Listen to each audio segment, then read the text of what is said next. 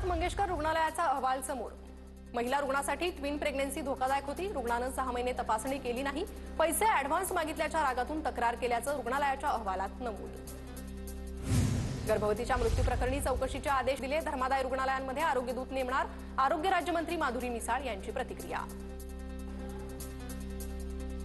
धर्मादाय आयुक्त कार्यालयाकडूनही दीनानाथ मंगेशकर रुग्णालयातील मृत्यू प्रकरणाची चौकशी होणार, प्रकरणात कायदेशीर कारवाई करणार। मुख्यमंत्र्यांचं न ऐकण्याचा माज कुणाचा? पुणे प्रकरणावरून आदित्य ठाकरेंचा सवाल, तर हॉस्पिटलवर काय कारवाई होणार याकडे आमचं लक्ष। आदित्य ठाकरेंची प्रतिक्रिया। तनिषा भिसेंचा मृत्यू हा एक सिस्टम अलर्ट। खासगी रुग्णालयांच्या मनमानीला आळा घालणं अत्यावश्यक। रुग्णालयाच्या असंवेदनशील आणि अमानवी वागणुकीची चौकशी करा। सुनेत्रा पवारांची प्रतिक्रिया। एवढं सगळं दिल्यावर सुद्धा हे रुग्णालय मुख्यमंत्री कार्यालयाला जुमानत नाही। दीनानाथ मंगेशकर रुग्णालय मुख्यमंत्री कार्यालयाला जुमानत नसेल तर इतरांचं काय? जितेंद्र आव्हाडांचा निशाणा। तर तनिषा भिसे यांच्या मृत्यूला कारणीभूत असलेल्या रुग्णालयाविरोधात गुन्हा दाखल करा, आव्हाडांची मागणी। भिसे कुटुंबियांनी ज्या डॉक्टरांची नावं घेतली आहे त्यांच्यावर कारवाई करावी। तुमची हिंमत फक्त विरोधकांना तुरुंगात टाकण्यापुरतीच। खासदार संजय राऊतांची सत्ताधाऱ्यांवर टीका। दीनानाथ मंगेशकर रुग्णालयाबाहेर आंदोलन करणाऱ्या कार्यकर्त्यांनी रुग्णालय प्रशासनावर चिल्लर फेकली।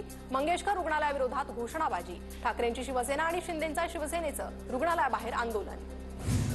दीनानाथ मंगेशकर रुग्णालयाच्या पाठीला पतित पावन संघटनेनं काळं फासलं। रुग्णालयाविरोधातील आंदोलक आक्रमक, शिवसेना काँग्रेस पतित पावन संघटना आक्रमक। दीनानाथ मंगेशकर रुग्णालय प्रशासनाकडून झालेली चूक गंभीर, दोषींवर कठोर कारवाई करणार। चंद्रशेखर बावनकुळेंची प्रतिक्रिया। तर रुग्णालयाला सरकारनं अनेक सुविधा दिल्या, पण अशी मोघलशाही सहन करणार नाही, बावनकुळेंचा इशारा। पुण्यातल्या दीनानाथ मंगेशकर रुग्णालयासमोर पोलिसांचा बंदोबस्त। विविध राजकीय संघटनांकडून रुग्णालयाबाहेर आंदोलन करण्याचा इशारा। तनिषा भिसे मृत्यू प्रकरणानंतर खबरदारी म्हणून सुरक्षा वाढवली। दीनानाथ मंगेशकर रुग्णालयाच्या मुजोरीमुळे गर्भवतीचा मृत्यू। आमदार अमित गोरखेंचा गंभीर आरोप। आमदार गोरखे यांचे पीए सुशांत भिसेंच्या पत्नीचा मृत्यू। रुग्णाला ऍडमिट करण्यासाठी 10 लाख रुपयांची मागणी केलेलं पत्र TV9 मराठीच्या हाती।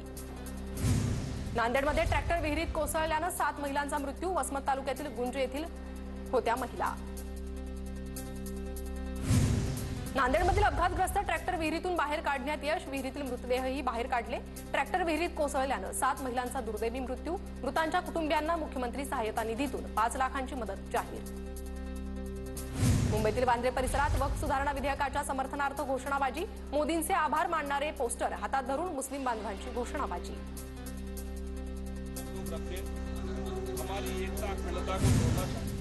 प्रफुल्ल पटेल दाऊदचे हस्तक असल्याचा आरोप मोदींनी केला होता। हेच पटेल आता भाजपसोबत। प्रफुल्ल पटेलांसारखे लोक दलाल आहेत। पटेलांना दाऊदचा हिरवा रंग लागलेला आहे, राऊतांची टीका।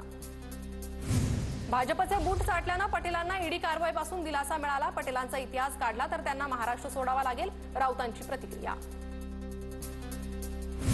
प्रत्येकाच्या प्रतिष्ठेला प्राधान्य देण्यासाठी वचनबद्ध। वक्फ सुधारणा विधेयकाच्या मंजुरीनंतर मोदींची पहिली प्रतिक्रिया।